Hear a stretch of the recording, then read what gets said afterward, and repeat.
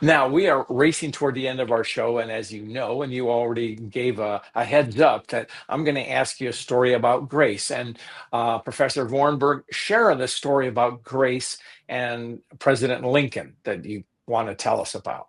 So, Um, yes, I mean, I think I'll go back to the cover of the book and maybe play this story out a bit, right?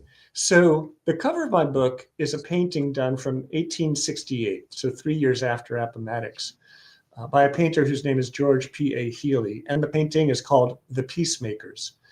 And the Peacemakers is meant to represent an actual event, which is a meeting that took place on March 28th, 1865, on board a Union paddle wheel ship, the River Queen.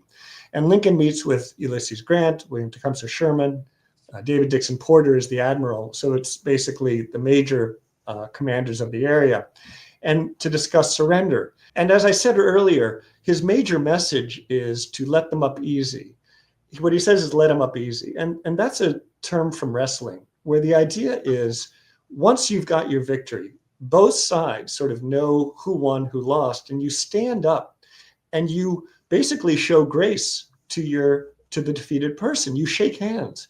You don't laud your victory. You don't rub it in. And what's going to happen in reaction is that the person who's been defeated will respect you. There will be honor among you.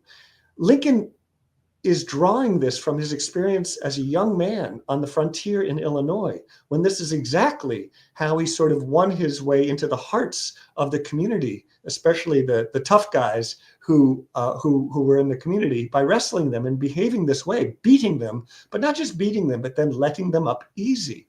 So grace was always there.